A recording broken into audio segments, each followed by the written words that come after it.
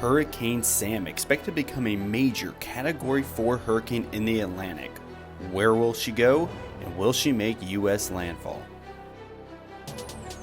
Hey guys, Zachary Lane here. Thank you for coming to this YouTube channel for your hurricane information. Today we're going to talk about Hurricane Sam, which is expected to become a major hurricane in the next couple of days. Before we continue with this video, guys, please like this video, subscribe to the channel. We're entering the peak months for hurricane season, and I want you guys to be here for every information that I put out, courtesy of the National Hurricane Center. Also to follow along and make sure that you have information when a hurricane decides it wants to make U.S. landfall sometime this month, maybe next month, or maybe even into November. Okay, so the first thing we're going to look at is the current radar image from the Atlantic Basin showing Hurricane Sam currently located way east of like Puerto Rico, the Lesser Antilles, way east of there. It's kind of on its own right now. This big blob of convection is Hurricane Sam. He is currently a Category 1, indicated by these little marks here. And then, of course, this is the National Hurricane Center's cone of uncertainty, kind of how it drives up and then circles back around. This is the area in which the National Hurricane is expecting Hurricane Sam to go. Now, as you can tell, she comes off kind of west and then starts to turn to the northwest a bit. We'll kind of go into the reasoning behind that in a minute. But right now we're just going to kind of touch on the exact path of Hurricane Sam. Rapid intensification is expected at some point here in the next couple of days. This is Sunday morning, 8 a.m. You can see wind gusts of 130 miles per hour. That is a Category 4 hurricane. That is a very strong hurricane. Max gusts possible up to 160 miles per hour. Again, that is Sunday morning. Currently, Hurricane Sam has wind speeds of about 75 miles per hour, gusts up to 90. It is a Category 1. Now, as you can tell from this model, we have a rapid intensification process starting about right here, which would be about Saturday night into Sunday morning. And then she kind of weakens out again over the course of early next week. Again, we'll get into that in a second, but the big thing is that Hurricane Sam hits kind of an area of wind shear that kind of kills it a little bit, but it's still a major hurricane at this point in the match. So the first model that we're going to take a look at is what's called the Global Forecast System, other known as the GFS. The GFS, in my opinion, does a pretty good job at forecasting hurricanes. However, we will dip into another forecast model here in a second. As you can tell from this moving video, here is Hurricane Sam coming into the picture and then turning to the north. Now, this is, again, what the GFS is calling for. Some models have it going a little bit further west, getting really close to Puerto Rico before last minute turning to the north and away from the United States, as GFS has it going to the north pretty early in its lifespan. And we'll, again, dip into that in a second, and I'll show you exactly why it's doing that. However, that's what the GFS is calling. It's actually even more of a northern turn than what I marked. So GFS tends to, in my opinion, be a little bit more correct with hurricane forecasting.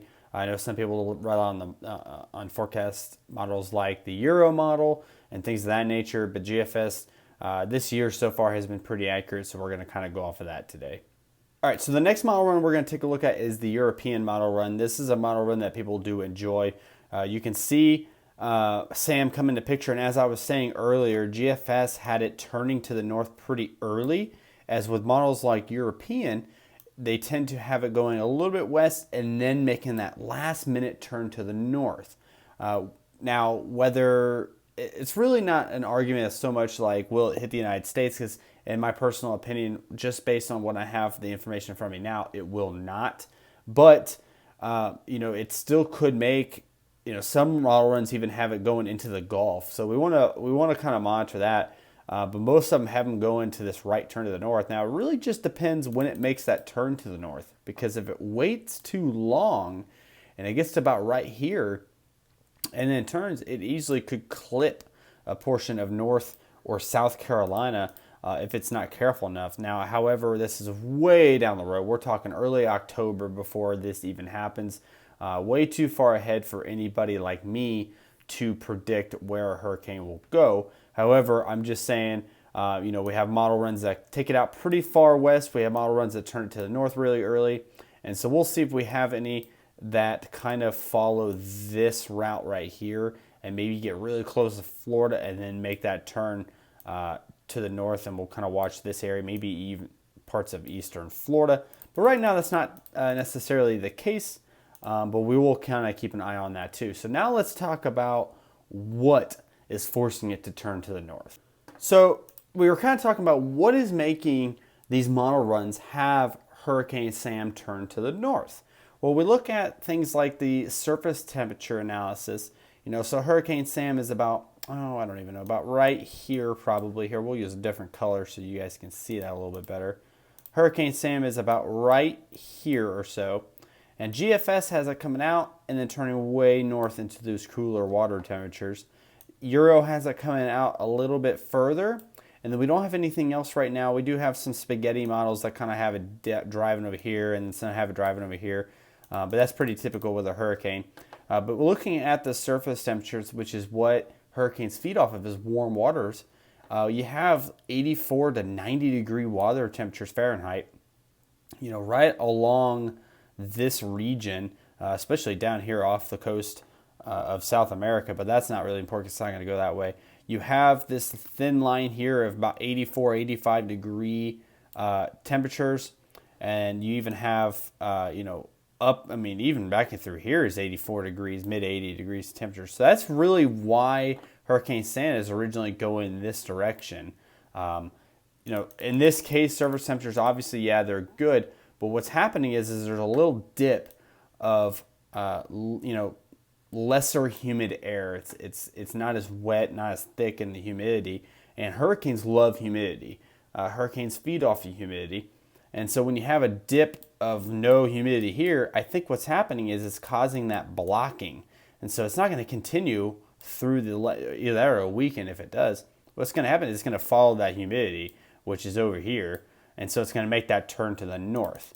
We'll go ahead and pull up the humidity map so I can show you guys exactly what I'm talking about. Okay, so now we're looking at the humidity or relative humidity forecast, courtesy of Tropical Tidbits. All of these are courtesy of Tropical Tidbits. Here is Hurricane Sam. This is September 30th. So this is about a week down the road. Clearly still showing that major hurricane status just north of the Leeward Islands. Again, this is the GFS model run. We're talking about that turn to the north, and I believe at this point, Hurricane Sam is making that turn towards the north. It's kind of doing this, and the reason is right here. This is no humidity. Okay, so this is the area of absolutely zero humidity, and all of this through here is humidity. So we got Hurricane Sam kind of going away from that. It's almost like a blocking, and it's driving right into the humid air, which is what hurricanes feed off of. That would be my guess as to why it's wanting to make that turn. We'll go through some model runs here. So right here, you can really see that dipping and see how the humidity follows in behind, or the less humidity follows in behind it as it's pushing away. Just kind of a clear sign that, okay, well, maybe, this is the reasoning behind that. So obviously we see Hurricane Sam coming up. We have these blockings here of less humidity, and that is exactly why it turns north and away.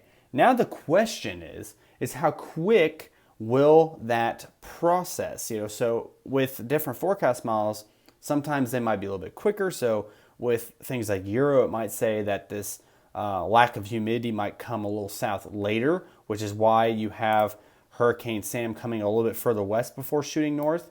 Others might say it doesn't come down at all. And then you have that, U.S. landfall impact. With GFS, it says it comes down pretty early, causing Hurricane Sam to make that turn towards the north way early in her lifespan. But that's exactly what we're looking for when we're forecasting hurricanes in the Atlantic. Okay, so the final thing we're going to look at is something I always show you guys before we close out a video, and that is the National Hurricane Center's 5-day hurricane projection path. Okay, so right here is what they are showing, I also showed you this on the other map, but this one is a little bit more legible. It's easier to understand, in my opinion. So right here is Hurricane Sam's current location as of 11 a.m. this morning. And then it pushes, it goes hurricane, hurricane, and then it becomes that major hurricane right in here. And if you don't know the difference between the white background and the dotted background, the white background is the next 3 days, as the dotted background is 5 days out, okay? So this is within the next 3 days, we're expecting major hurricane status, and then after 5 days, it's still a major hurricane, even through 8 a.m. next Wednesday. So, as you can tell so far, they don't have Hurricane Sam making any move to the north. And this, obviously this will change every day. Every day it's put out, I think 3 or 4 times a day, National Hurricane Center updates it.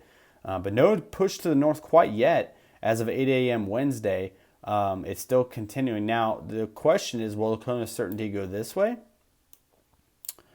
Or will it make that shift to the north at some point around this area and start to go like this? That is the question. We will have to wait a couple days to get that answer. Of course, we'll do another video on Hurricane Sam, a few days down the road with the progress of her, how it looks, and current wind speeds and that nature.